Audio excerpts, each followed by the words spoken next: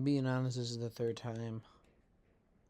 separate time I'm trying to take this video, but it will be the last. I was trying to do it with my glasses, just out of force of habit, but those didn't look good, so now I'm going to do it screen sharing. Video's a little bit late, but just bear with me.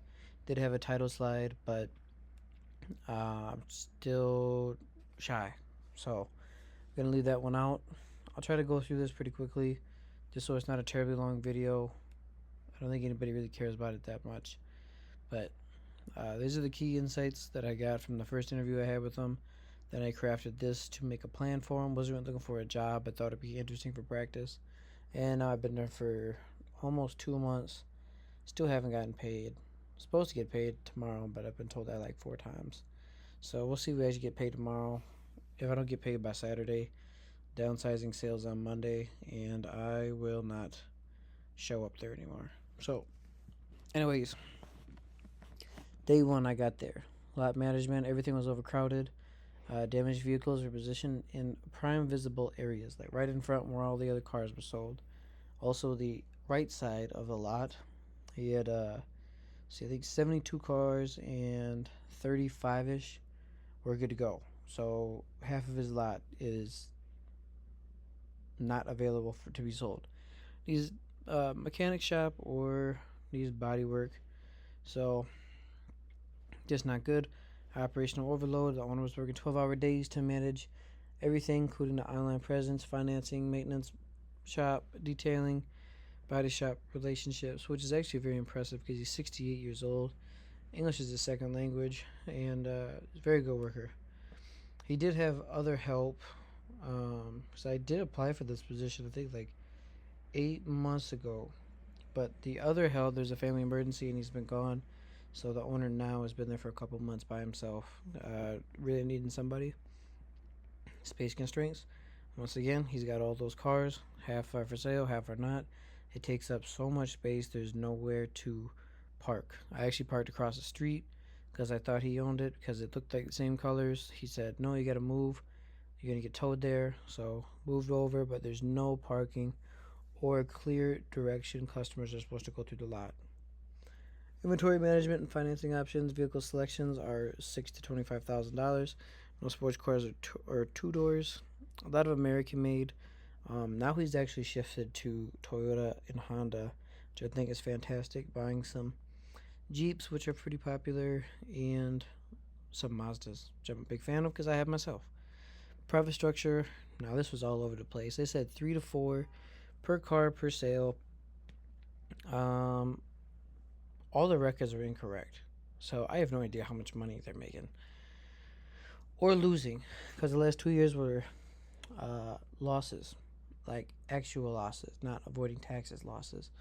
So first week I sorted like 300 documents between 62 cars, put it all in there, and then they still just keep coming. So I have no idea what their costs are. Very hard to come up with a regular car dealership compensation plan with that, but we came up with something else, which I don't know if it's viable, so I won't share it right now. Quality assurance. They have a deep inspection. After being there for a while, they're very ethical people.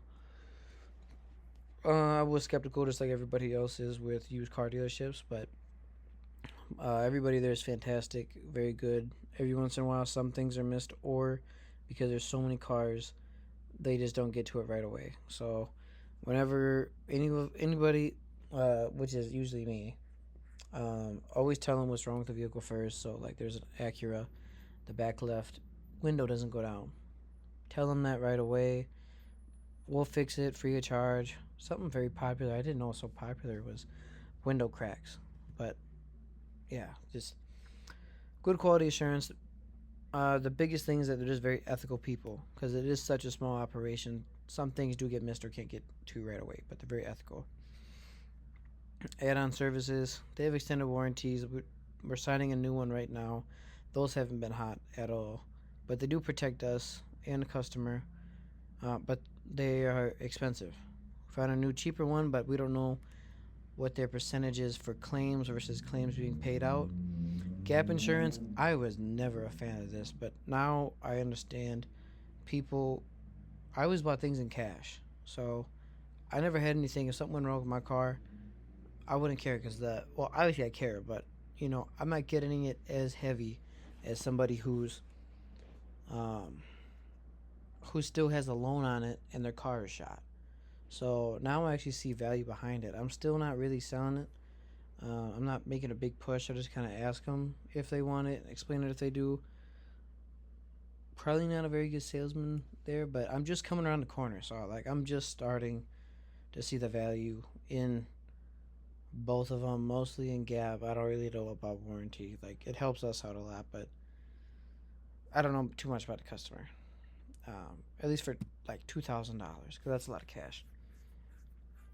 All right, understand the customer base. He has a lot of repeat customers. Like I said before, he's ethical, and he has really nice cars. They do really good work.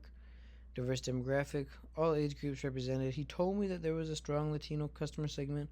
There is a pretty strong one, but it's not like over 50% or anything. So, just a good mix of everybody. Oh, the one part that is common is that usually everybody has about a 600 credit score. So that's one thing everybody has in common, or maybe a little bit under. But current performance, 5 cars monthly average in 2024. That was, pardon my French. I don't think I'm French, but complete bullshit. Last year they sold 22 cars total. I actually should probably bring that up. But recent decline to 10 cars monthly sales signals opportunity for improvement. Another thing, they said that they were selling way more cars in the beginning of the year. Okay, I'm sorry. Not to make them seem unethical. Their records were not straight. But these numbers were definitely fudged. Besides this, they're very, very good. They said they recently declined to 10 cars per sale, or per monthly sales this year, which I got in March, and that one was close. The other one definitely was not close. It was almost 30% less, or no, 70% less, 30% of what they said. And then recent decline, I mean, that was probably 70% true, 30% not. Sorry, those were bad numbers for examples, but those are the numbers. Data collection gaps. Nothing's been analyzed through Facebook or websites. No systematic vehicle inventory tracking implemented, so we don't know like the average cost of the vehicle, the average profit, the average expense based on the vehicle, where the customers are coming from, what's their age, what's their family, or are they family or are they single? Do they have kids? What's the most popular vehicle? Like, he doesn't have any of that data on there, which I would think because Alex Hormozy has a whole bunch of information on data and basically everybody else on data. But I have to remind myself this is an extremely small shop. The owner is 68. His help before I think was 60. And his son's out of the country, or not the country, out of the Minnesota. So there's a lot of data collection gaps, but that's a good opportunity. It's just going to take a long time. Somehow we got to get paid in the meantime. Current advertising and warranty approach. Online listings is on Cars for Sale, Carfax, Car Gurus, Facebook Marketplace. Stop doing Craigslist because of poor results. Somebody somehow found us on Edmund, which I don't know how we're on there because I don't think we linked to that. Dealership identification. That doesn't really matter, just tags. But they fade out in like a week anyways. And if you change the prices, then it's just terrible for a small, tiny operation like this. Might discontinue it. Unless they're actually on sale. But if you put everything on sale, it doesn't make any sense. Neither does the $12,995 thing. But, I don't know, people still think it's a deal. Warranty coverage, everything comes, this is Minnesota law, I believe. 15-day, 500-mile warranty on internal lubricated parts of engine and transmission. Yep. And vehicle photography, everything was inconsistent. It was outdoor, which actually isn't bad. Thought indoor could be cool, but we don't have room for it. Things outdoor is inconsistent with the pattern and different angles. We hired Z. He got too fancy with it, So I'm just gonna take videos and I'll have him or I'll take pictures. He'll take and edit all the videos because he got too fancy with it. He doesn't have a car, hasn't bought one in a while, so I don't think he really knows what people are looking for. All right, we're slowly getting there. Targeted online advertising. No Google search ads were done before. Now we have it with one of the marketing agencies we got. Facebook and Instagram.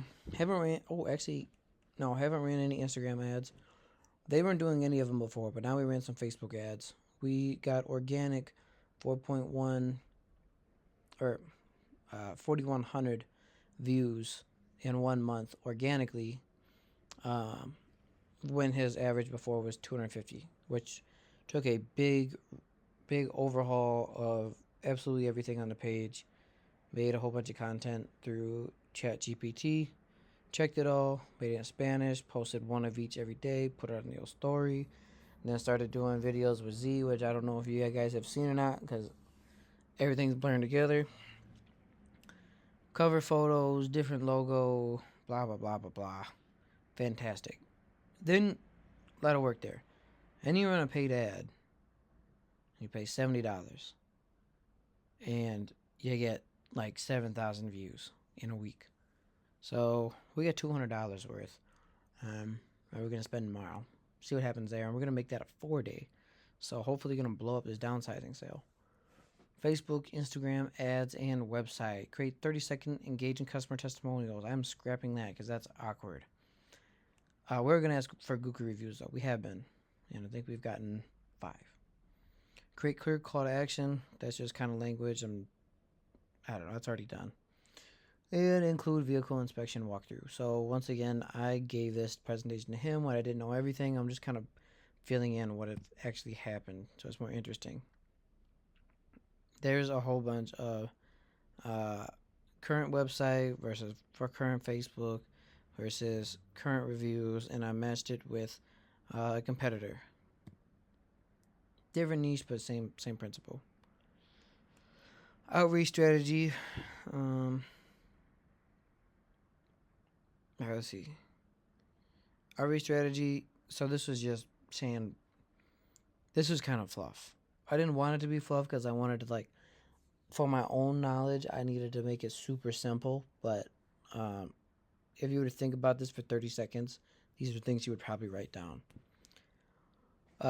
Popular models. I did some research on that. We'll see it in a second. Bilingual approach. If you get a strong Latino segment, you probably want to speak a little bit of Spanish or have some of the posts in Spanish.